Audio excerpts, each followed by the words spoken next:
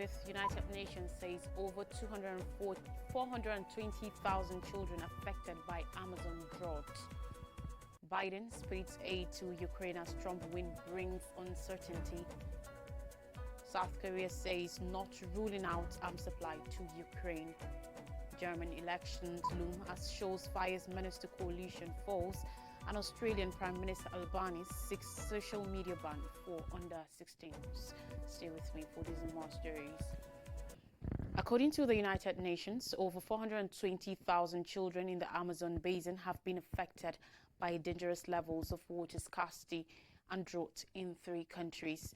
The record-breaking drought continuing since last year is taking a toll on indigenous and other communities in Brazil, Colombia and Peru, dependent on boat links, the United Nations Children's Fund, UNICEF, said ahead of the COP28 Climate Change Summit in Baku, Azerbaijan.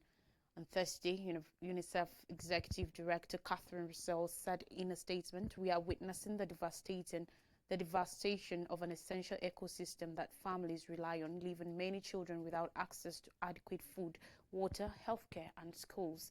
We must mitigate the effects of extreme climate crisis to protect children today and future generations. The health of the Amazon affects the health of all of us." The United Nations agency called on leaders to deliver critical actions, including a dramatic an increase in climate financing for children. The resulting food insecurity in the Amazon added the risk of child malnutrition, it said, while less access to drinking water could spur an increase in infectious diseases among children. In Brazil's Amazon region alone, over 1,700 schools and 760 medical clinics had to close or became inaccessible because of low river levels. In Colombia's Amazon, lack of drinking water and food forced 130 schools to hold classes. In Peru, over 50 clinics were inaccessible. UNICEF said it requires $10 million in the coming months to aid the stricken communities in those 3 countries, including by providing water and sending out health brigades. Weather observation agencies such as United States Space Agency, NASA's Earth Observatory and the European Union's Copernicus Climate Change Service say the drought across the Amazon basin since the latter half of last year was triggered by the 2023 to 2024 El Nino climate phenomenon in the Pacific. The inadequate rain and shrinking of the vital rainforests rivers exacerbate forest fires, disrupted hydroelectric power generation and dried up crops in parts of Brazil, Bolivia, Colombia, Ecuador, Peru and Venezuela. Brazilian experts said the climate crisis was also to blame. Despite the string of environmental setbacks across the Amazon, Brazil's Environment Minister Marina Silva said it is possible for the government to confront climate change. On Wednesday, Silva made the statement after the government reported the deforestation in Brazil's Amazon fell by closely 30% in the 12 months through July compared with the same period a year prior, the smallest area destroyed in the world's largest rainforest in 9 years. When he returned as Brazil's president 2 years ago, Luiz Inácio Lula da Silva pledged to ramp up enforcement of environmental laws to rein in deforestation, which had skyrocketed under his predecessor Jair Bolsonaro. Brazil's northwestern neighbor Colombia in July also reported a historic 36% decrease in deforestation in 2023. On Ukraine-Russia war, reports say Joe Biden, United States President, plans to rush billions of dollars in security aid to Ukraine before he leaves office in January, hoping to shore up the government in Kyiv before Donald Trump returns to the White House. Trump, who won Tuesday's election, has criticized the scale of U.S. military and financial aid for Ukraine and has vowed to end the war with Russia quickly without saying how. His position on Ukraine has raised concerns about the future of Washington's support for Ukraine's war with Russia under a Republican-controlled White House, Senate, and possibly the House of Representatives. A senior Biden administration official who spoke on condition of anonymity in a report published on Thursday said the administration plans to push forward to put Ukraine in the strongest position possible. Biden's plans for the transfers were first reported. According to a report, Volodymyr Zelensky, Ukrainian president, was among the first world leaders to congratulate Trump, and he also spoke to the president-elect on Wednesday. We agreed to maintain close dialogue and advance our cooperation. Strong and unwavering U.S. leadership is vital for the world and for a just peace, Zelensky said in a statement. The U.S. House approved support for Ukraine in April, including an allocation for weapons. Of the weapons transfer authority passed, 4.3 billion US dollars remains in addition to 2.8 billion US dollars worth of transfers lawmakers approved in earlier spending measures and 2 billion US dollars in funding for new weapon purchases. In total, that's 9 billion US dollars in military aid will be a major boost to Ukraine's defense. Again, on Russia-Ukraine war, President Yoon Suk-yeol has said following North Korea's deployment of troops to support Russia in its war, South Korea is not ruling out providing weapons directly to Ukraine. Pyongyang's involvement in the conflict presented a threat to Seoul as the isolated state soldiers get much-needed war experience, which its military lacks, and additionally gets rewarded by Moscow with sensitive military technology transfers, Yoon said, according to report. On Thursday, the South Korean leader said he discussed North Korea with United States President-elect Donald Trump in a phone conversation that laid the groundwork for a face-to-face meeting in the near future. North Korea has become one of the most vocal and major backers of Russia's war in Ukraine. South Korea and the West have long accused Pyongyang of supplying artillery shells and missiles to Moscow for use in Ukraine. But intelligence reports from Seoul, Washington and NATO have indicated that North Korea has deployed 10,000 troops to Russia, signaling an even deeper involvement in the conflict.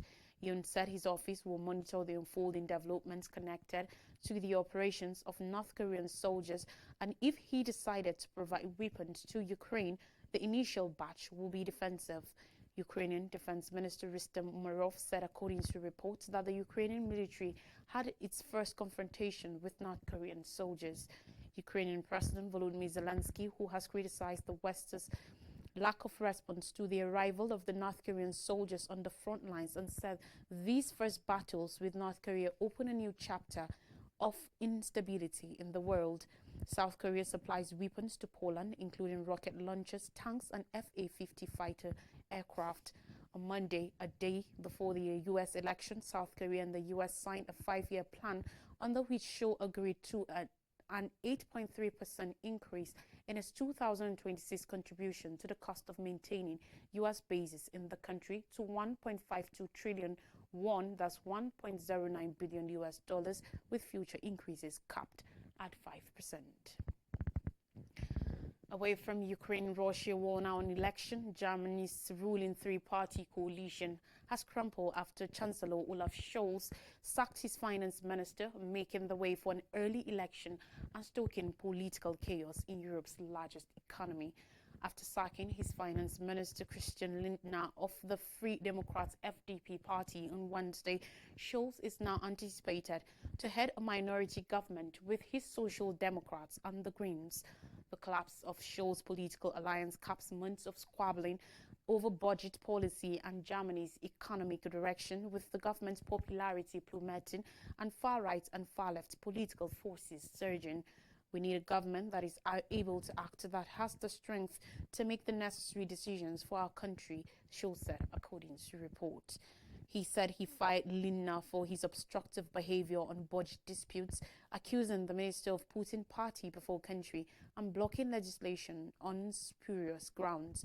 The Chancellor will now have to depend on coupled together parliamentary majorities to pass legislation, and his planned parliamentary votes on confidence in his government, which is planned for January 15th, could stoke snap polls by the end of March. More pressingly, Scholz said he will ask Friedrich Merz, leader of the opposition Conservatives, who are far ahead in polls for support in passing the budget and improving military spending. Merz is due to respond in a Thursday morning news conference. Speaking after Scholz, Lindner said the Chancellor had tried to strong-arm him into breaking a constitutionally enshrined spending limit known as the debt brake, a step that Lindner, a fiscal hawk, refused to support. Germany's government turmoil came just hours after the election of Donald Trump as U.S. president, and as Europe scrambled to form a united reaction on issues from possible fresh U.S. tariffs to Russia's war in Ukraine and the future of NATO alliance. It also came at a critical juncture for Germany, which is faced with a flatlining economy, aging infrastructure, and unprepared military. A political shakeup could add mounting frustration with Germany's mainstream parties to the benefit of younger populist movements, including the anti-immigrant far-right Alternative for Germany, AfD. Meanwhile, Anthony Albanese's Australian Prime Minister has announced plans to legislate for a ban on social media for children under 16 years of age, an initiative his government says is war-leading. The social media platforms affected will include Meta's Instagram and Facebook, as well as ByteDance's video sharing TikTok and Elon Musk's X, previously known as Twitter, Australia's Minister of Communications, Michelle Rowland, said on Thursday. Rowland said that Alphabet's YouTube will also likely fall within the scope of the legislation. Social media is doing harm to our kids and I'm calling time on it, Prime Minister Albanese said in a statement. This year, legislation will be introduced into Parliament, with the laws coming into effect 12 months after the law is ratified by parliamentarians. He added, there will be no exemptions for users who have parental consent, Albanese said. A proposed social media ban for children in Australia was raised earlier this year and received broad bipartisan support in Parliament. A number of countries have vowed to curb social media use among children through legislation, though Australia's proposal appears to be one of the most stringent. Last year, France proposed a ban on social media for those under 15, though users were able to avoid the bar with parental consent. Earlier this year, the U.S.'s Surgeon General Dr. Vivek Murthy called on Congress to require social media platforms to carry warning labels detailing their effects on young people's lives, similar to those now mandatory on cigarette boxes. The U.S. also requires technology companies to seek parental consent to access the data of children under 13, leading most social media platforms to ban those under that age from accessing their services. Analysts, however, have earlier expressed doubts that it was technically possible to enforce such a ban. University of Melbourne researcher Toby Murray said earlier this year, we already know that present age verification methods are unreliable, too easy to circumvent, or risk user privacy. Australia has been at the forefront of efforts to rein on social media. The country's online watchdog is locked in a running battle with Elon Musk's X, accusing the platform of failing to stamp out harmful posts. The government also introduced a combating misinformation bill earlier this year, outlining sweeping powers to fintech firms for breaching online safety obligations. More stories now, and in Israel-Lebanon conflict, Hezbollah drones hit Tel Aviv military base as Israel hits Lebanon. Hezbollah, Lebanese armed group, has said that it aimed an Israeli military base south of Tel Aviv with a swarm of drones for the first time as Israel launched fresh airstrikes on the southern suburbs of Beirut city. Late on Wednesday, the group said in a statement that Hezbollah fighters launched a squadron of attack drones at the Bilu base south of Tel Aviv for the first time. There were no immediate reports of casualties or damage to infrastructure for Israeli authorities. Previously, Hezbollah also claimed a slew of attacks, including two that aimed naval bases close to the Israeli port city of Haifa and another base near Israel's main international airport close to Tel Aviv. The Israel Airports Authority said operations at the airport were not affected by the attack. Following the Hezbollah raids, Israeli warplanes pounded numerous areas south of the capital Beirut early on Thursday morning. The attacks followed after Israeli military spokesperson Avichai Adri cautioned residents in 4 Beirut neighborhoods to evacuate immediately, including from a location near Beirut's international airport, as attacks were imminent. According to the latest updates from the country's Ministry of Health, at least 40 people were killed in Israeli strikes in Lebanon's eastern Bekaa Valley and the city of Baalbek on Wednesday, adding that at least 53 others were injured in the strike. The attacks took place shortly after Hezbollah's new Secretary General Naim Qassem said he did not believe that political action will bring an end to Israel's attacks. He said there could be a road to indirect negotiations, however, if Israel stopped its bombardment of Lebanon. Over 3,000 people have been killed in Israeli strikes on Lebanon over the last year, the huge majority in the past 6 weeks. Now in African scenes and on health matters, vaccines to be sent to 9 most affected mpox countries. The countries to benefit from the vaccine allocation include Central African Republic (CAR), Cote d'Ivoire, the Democratic Republic of Congo, Kenya, Liberia, Nigeria, Rwanda, South Africa, and Uganda. The Democratic Republic of Congo, reporting 4 out of every 5 confirmed cases in Africa this year, would take 85% of the closely 900,000 doses allocated. The Access and Allocation Mechanism (AAM) is an initiative of the World Health Organization (WHO) to add access to mpox vaccines, treatments, and diagnostic tests. The Democratic Republic of Congo and Rwanda have already carried out limited vaccinations. In mid-August, the outbreak of mpox in the Democratic Republic of the Congo and neighboring countries were declared a public health emergency of international concern by WHO and a public health emergency of continental security by Africa CDC. 19 countries in Africa have reported mpox cases this year alone, with the disease continuing to spread. The Democratic Republic of Congo (DRC) remains the epicenter of the outbreak, with more than 38,000 alleged cases and more than 1,000 deaths reported this year alone. Rich countries have promised over 3.6 million doses of vaccines for mpox response. Stories from Nigeria will come just after this break. Please don't go anywhere.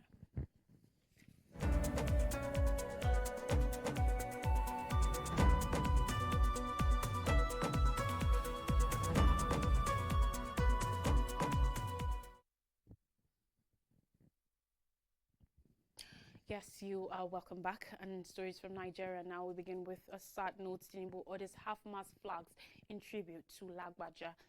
Godswill Akpabio, the President of the Senate, has described the late Chief of Army Staff (COS) Lieutenant General Tarid Lagbaja as a rare gem and a fine officer who gave his all for the territorial security and unity of the country.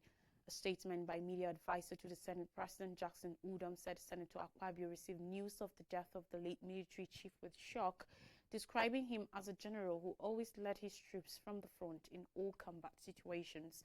According to the statement, the Senate President said, and I quote, "I received the news of the death of the late Chief of Army Staff Tarid Lagbaja with shock, his death coming at a time the country needed his wealth of experience in tackling and bringing to an end insecurity in some parts of the country is a huge loss to the country and the security community." Meanwhile, Senator Oluremi Tinubu, Nigeria's First Lady, has paid a condolence visit to the family of the late Chief of Army Staff, Lieutenant General Tarid Lagbaja. She was accompanied on the visit by the wife of the Vice President, Hajiana Nashatima, and the wife of the National Security Advisor, Hajia Rubado. They were received by the wife of the Chief of Defense Staff, Mrs. Ukboho Musa. While consoling the wife, Mrs. Maria Abiodun Lagbaja, and the children, Senator Oluremi Tinubu noted that the Lord only can determine when a man dies. In a condolence message from her, which she penned down personally on Wednesday, she described the late Chief of Army Staff as a military officer that exemplified valor, patriotism, and unwavering dedication to the service of our dear country. Remember that Lagbaja was confirmed to have passed on Tuesday night, a development that made the president to postpone Wednesday's Federal Executive Council meeting as a mark of honor for the fallen military general. She urged them to be comforted by the good life and legacies. She urged the children to remain focused and pursue the ideals their father lived for. Minister of Defense Mohammed Abubakar has described the late Chief of Army Staff, Lieutenant General Tarid Lagbaja, as a warrior who fought gallantly against terrorism in all theaters of war. On Tuesday night, the presidency had confirmed Lagbaja's passing in Lagos after a period of illness. President Tinubu expressed his heartfelt condolences to the family and the Nigerian Armed Forces during this difficult time. He wishes Lieutenant General Lagbaja eternal peace and honors his significant contributions to the nation. May his soul rest in peace. And finally on the news, more than 100 abducted in Zamfara. Rampaging bandits again have attacked communities in Wanke, close to Gusau, the capital of Zamfara State, where they abducted no less than 100 citizens and took them into the bush. Women, children, and the aged, including the chief imam who was treating leg injury, were among the victims abducted. According to report, this is the second time the imam was abducted. The state government and the police were yet to react to the incidents. But the survivor, however, according to reports, had said yesterday that affected communities were under siege and people were migrating from fear of further attacks. Near Sabon Lai, over 50 persons were taken away, and near Dagon Hai, about 50 persons were also abducted, he alleged. He said they were still counting since some of the locals were terribly frightened and ran for safety. The terrorists were chasing people as if they were chasing animals. It was quite a disturbing scenario watching how people were being chased. They were chasing them on motorbikes. They traced women to their houses and abducted them. Some were even intercepted while running away and were headed like animals to the bush. These terrorists attacked Gira, Ruankusa, Dogonhaye and Gidankado communities where they stole motorcycles, farm produce and phones. They burgled shops and stole provisions. Officials at 1K were informed, but no action was taken as of now that we can confirm. He alleged that they've been having these attacks on their communities for the past 9 years. We are being faced with this calamity and have even migrated to Gusau and other places. A recap of major stories says United Nations, over 420,000 children affected by Amazon drought. Biden speeds aid to Ukraine as Trump win brings uncertainty. South Korea says not ruling out arms supply to Ukraine. German elections loom as Scholz fires minister, coalition falls. And Australian Prime Minister Albanese seeks social media ban for under 16s. And that's all in the news. Thanks for watching. Till next time.